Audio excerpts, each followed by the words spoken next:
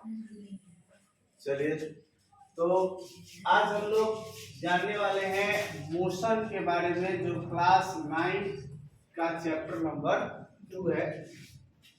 जैसा आप लोग देख पा रहे हैं कि यहाँ पे लिखा हुआ है मोशन इस गति, मतलब कोई वस्तु कब गति में होती है या कब गति में नहीं होती है, इसके बारे में हम लोग जानने वाले हैं।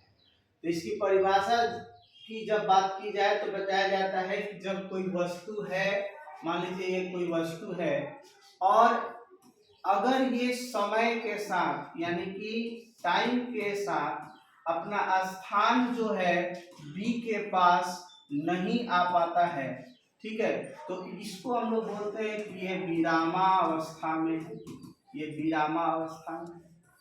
लेकिन वही अगर कोई वस्तु, ये बॉल जैसे है, अगर कोई ए प्लेस है, ए स्थान है, वहां से वो चल के कहीं दूसरे स्थान पे चल जाता है, तो इसके साथ जो भी टाइम के साथ परिवर्तन हुआ तो इसको हम लोग कहते हैं कि गति हुआ। मतलब कि वस्तु समय के साथ स्थान बदले तो गति कहलाएगी, अगर स्थान नहीं बदल रहा है तो वो वस्तु विराम में कहलाएगी। यहाँ तक इसका सिंपल सा परिभाषा है। इसके बाद हम लोग जानेंगे कि जो गति है कितने प्रकार से होती है। गति कई कई तरह से इसमें इस्तेमाल होने वाला है।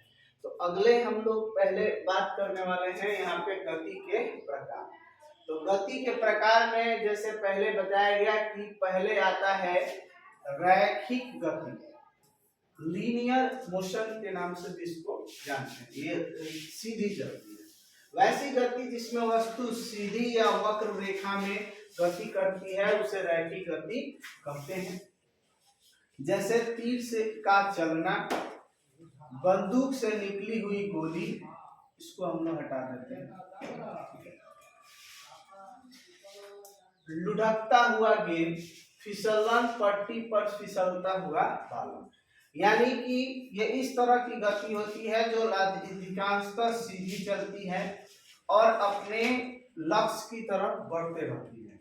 जैसे इसके एग्जाम्पल के लिए हमने बताया कि जब हम तीर को चलाते हैं या छोड़ते हैं तो एक निश्चित सेंटर पे निशाना लगाया जाता है और वो वहीं पे सीधी रेखा में जाके लगेगी।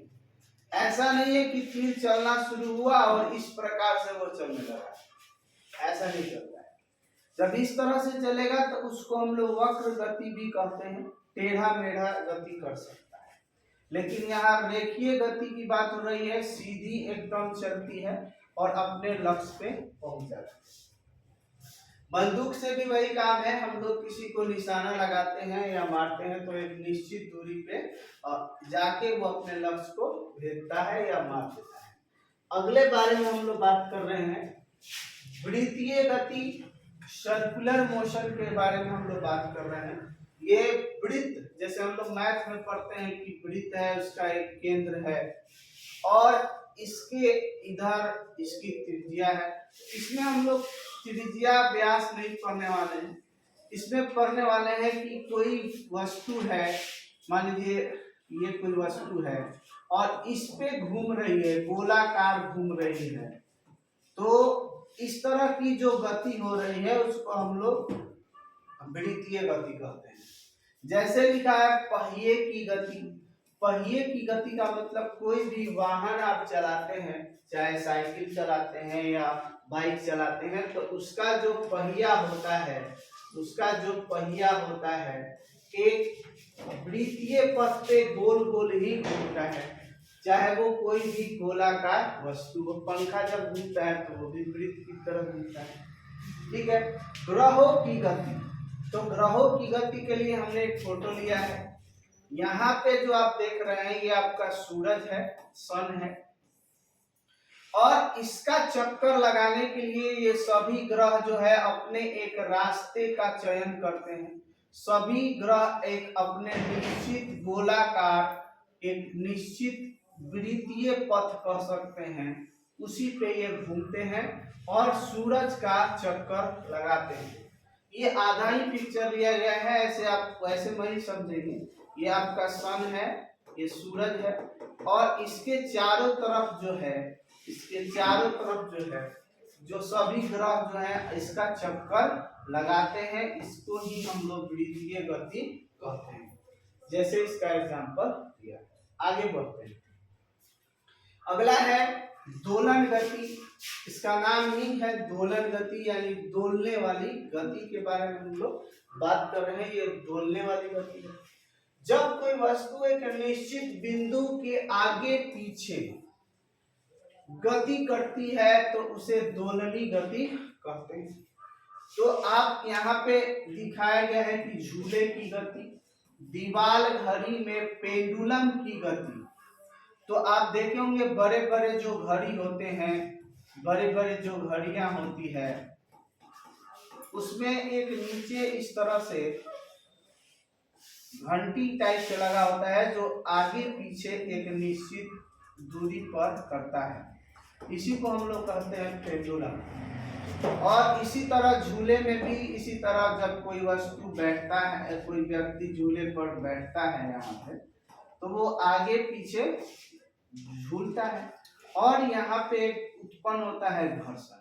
ठीक है, तो जब इस तरह कोई गति कर रहा है तो हम लोग उसको दोलनी गति कहेंगे। तो आगे बढ़ते हैं। आगे है इसका 4 नंबर, आवर्त गति।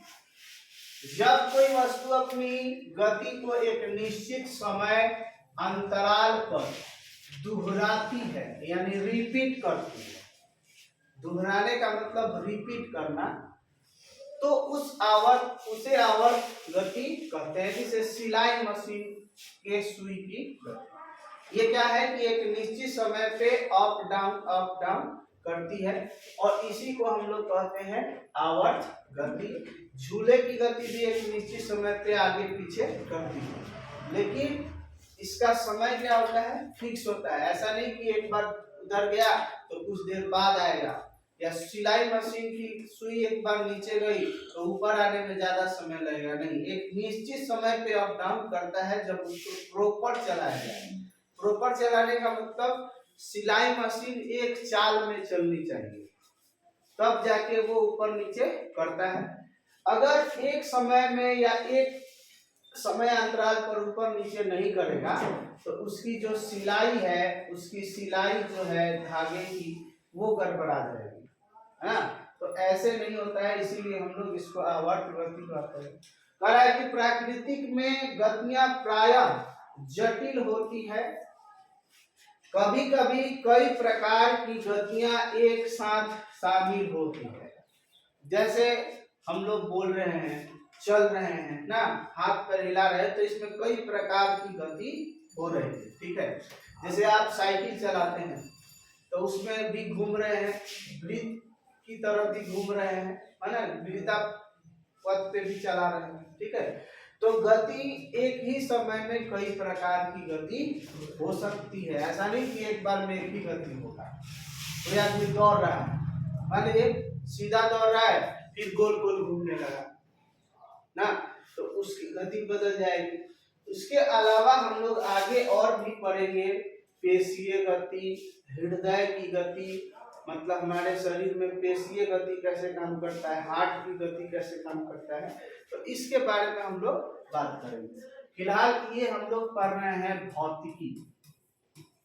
ठीक है, जब हम लोग फिजिक्स ये पढ़ रहे हैं, जब हम लोग बायोलॉजी की बात करेंगे तो बायोलॉजी में हम लोग को पेशीय गति, हृदय गति, ये सब चीजों के बारे में पढ़ना रहेगा।